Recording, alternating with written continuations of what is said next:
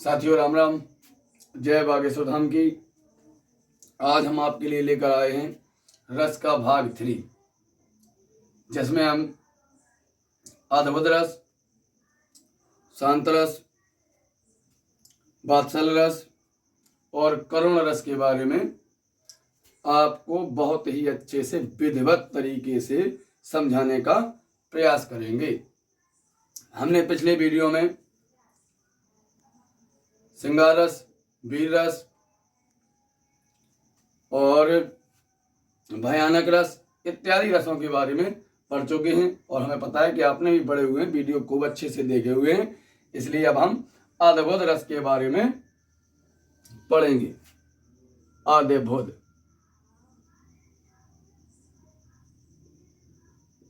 अद्भुत रस का साथियों स्थायी भाव है विस्मय। नाम से ही स्पष्ट हो रहा है कि अद्भुत होगा, कोई चमत्कार होगा। जिस प्रकार से अभी चमत्कार का दौर चल रहा है, आपको पता है कहाँ कहाँ चमत्कार हो रहे हैं, उसी प्रकार से आज हम रस में भी चमत्कार करेंगे, अद्भुत रस में। जैसे आप लोगों को पता है, आप रामायण आप लोगों ने सबने पढ़ी हुई है। शिव पार्वती के विवाह के समय पर जब शिव जी की बारात चल रही थी, तो वहां का एक बहुत अच्छा सा चमत्कारिक दृश्य है।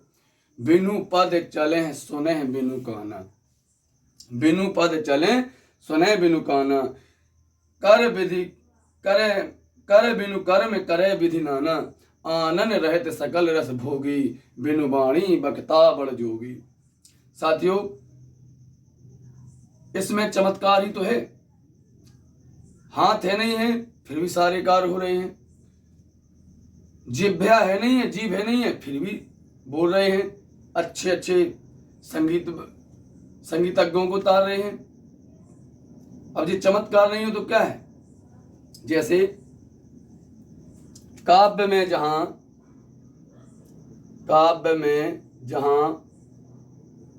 अलौकिक, काव्य में जहां अलौकिक या आश्चर्यजनक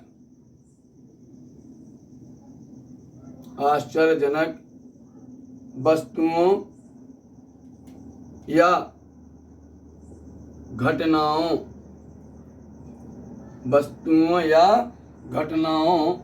का वर्णन किया जाता है, वहां पर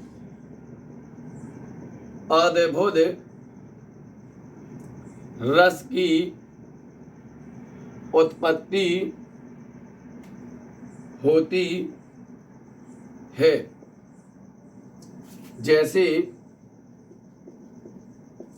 जैसे बिनु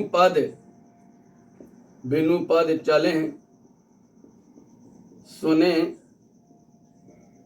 बिनु काना, बिनु पद चले सुने बिनु काना, कर बिनु कर्म करें विधि नाना, आनन रहते सकल रस भोगी, बिनु वाणी वक्ता वड़ जोगी। साथियों, उदाहरण से स्पष्ट है। बिनु पद चले, पैर है नहीं है फिर भी चल रहे हैं। सुने बिनु काना, कान है नहीं है फिर भी नाना प्रकार की ध्वनियां सुन रहे हैं। कर बिनु कर्म, हाथ है नहीं है फिर भी काम कर रहे हैं। आनन रहते सकल रस भोगी, और बिनु वाणी बकता बड़ जोगी। आवाज है नहीं है, जीभ है नहीं है, फिर भी बड़े बड़े जोगियों को, बड़े बड़े साधु संतों को भाषण देने में तारे हुए हैं। तो भैया जी, चमत्कार हुआ कि नहीं हुआ? अब हम वात्सल रस के बारे में पढ़ेंगे। वात्सल रस में जहां पर बच्चे की आनंदमयी क्रियाओं को देख करके हमारे मन में जहाँ वात्सल्य भाव उत्पन्न होता है वहां पर वात्सल्य रस की उत्पत्ति होती है। साथियों, श्री कृष्ण ने कृष्ण लीला में बहुत ही बाल लीलाएं की हैं जिनसे आप अच्छे से परिचित हैं। बाल हट करने लगते हैं, कभी चंद्रमा को मंगाते हैं तो कभी गेंद से खेलते हैं, कभी तालाब में कूद जाते हैं, नांग से भिड़ जाते हैं। ये सब बाल लीलाएं हैं। बाल लीलाओं से साथियों आप परिचित हैं, हमें पता है आपने भी कृष्ण लीला देखी हुई है। आपको बताने की कोई जरूरत नहीं है कि कृष्ण लीला में क्या क्या हुआ है, आप सब अच्छे से परिचित हैं। काव्य में जहां बच्चों की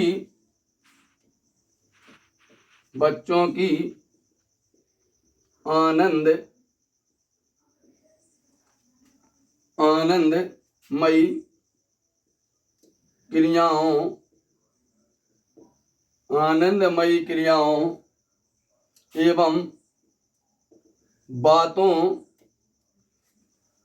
को सुनकर हमारे मन में जो वत्सल भाव उत्पन्न होता है वहां पर वात्सल्य रस की उत्पत्ति होती है। जैसे जसोदा हरि पालने झुलावे। जसोदा हरि पालने झुलावे, हलरावे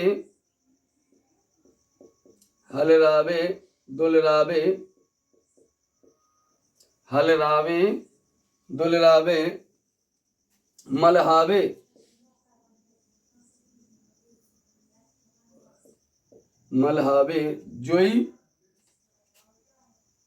जोई सोई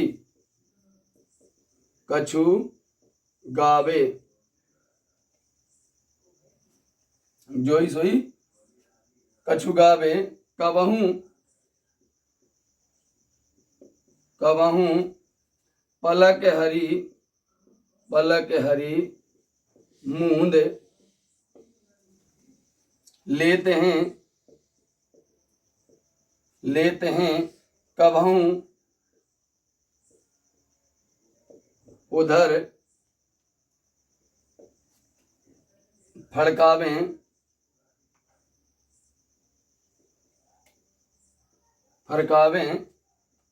जो सुख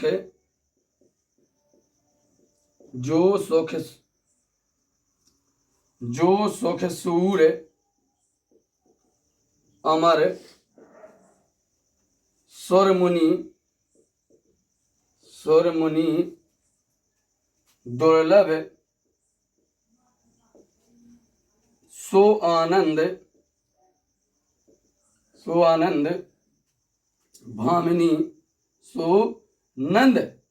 भामिनी पावे। साथियों जी, आपको लग रहा होगा कि भाषा क्लिष्ट है। भाई ब्रज भाषा है। ब्रज भाषा में के सबसे अच्छे कवि जो हैं जिन्होंने श्री कृष्ण की बाल लीलाओं के बारे में बहुत अच्छे तरीके से समझाया है वो है सूरदास जी महाराज। सूरदास जी ने श्री कृष्ण की एक एक बाल लीलाओं का बहुत अच्छे तरीके से हमें समझाया है, जिसमें श्री कृष्ण बाल लीला करते हैं। जसोदा हरि पालने झुलावे। जसोदा श्री कृष्ण भगवान को पालने में क्या कर रही हैं, झुला रही हैं, हलरावे, कभी ऐसे पैर को हिला के सुलाती हैं, दुलाल करती हैं, लाड़ करती हैं और कुछ गाना वगैरह गाने लगते हैं। सो जा बारे वीर, ऐसे कुछ गाना भी गाती हैं। कबहू पलक हरी मूंद लेते हैं और कृष्ण भगवान क्या को सुलाने का प्रयास करती हैं, लेकिन कृष्ण भगवान कभी आंख मूंद लेते हैं, कभी आंखें खोल लेते हैं, इधर उधर देखने लगते हैं और जो सुख सूर अमर सुर मुनि, सूरदास जी कहते हैं जो सुख देवता सुर गंधर्व नाग किन्नर इत्यादि नहीं महसूस कर सके, वह दुर्लभ सुख नंद जी की पत्नी यशोदा मैया जी वह सुख या आनंद की अनुभूति कर रही हैं। अब हम साथियों करुण रस के बारे में अब हम आपको करुण रस के बारे में स्पष्ट कराने जा रहे हैं, जहां प्रिय वस्तु के नाश या अनिष्ट की प्राप्ति से चित्त में विकलता या दुख उत्पन्न होता है, वहां पर करुण रस की उत्पत्ति होती है। साथियों करुण रस की उत्पत्ति कहाँ होती है? भाई जब हम जिसे सबसे ज्यादा चाहते थे वही हमें छोड़कर चला जाए। जैसे साथियों भी वर्तमान में चल रहा है,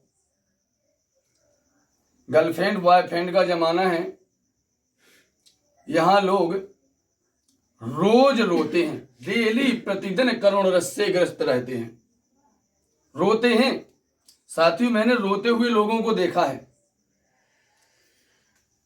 और जो आज हम करुण रस के बारे में बता रहे हैं, ये रामायण का दृश्य है। साथियों रामायण में जब दशरथ जी का निधन हो जाता है, राम बन के पश्चात दशरथ जी जब मृत्यु को प्राप्त हो जाते हैं, तब का यह दृश्य है। साथियों परिभाषा में यहां स्पष्ट है कि जहां प्रिय वस्तु के नाश या अनिष्ट की प्राप्ति से चित्त में विकलता या दुख उत्पन्न होता है, वहां पर करुण रस की उत्पत्ति होती है।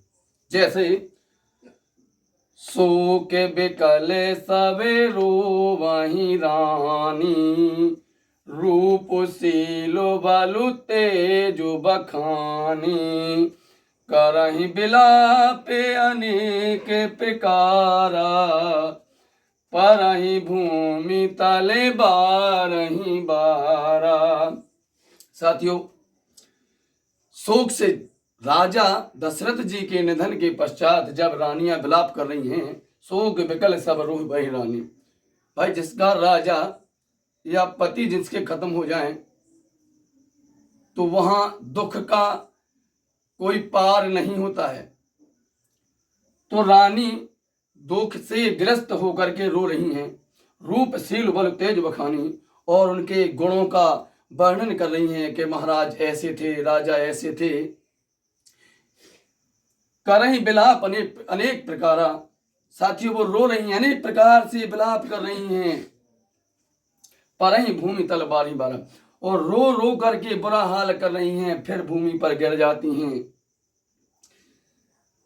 इस प्रकार से दशरथ जी के मरने का जो दृश्य जो है वो शोक रस के अंतर्गत आ जाएगा।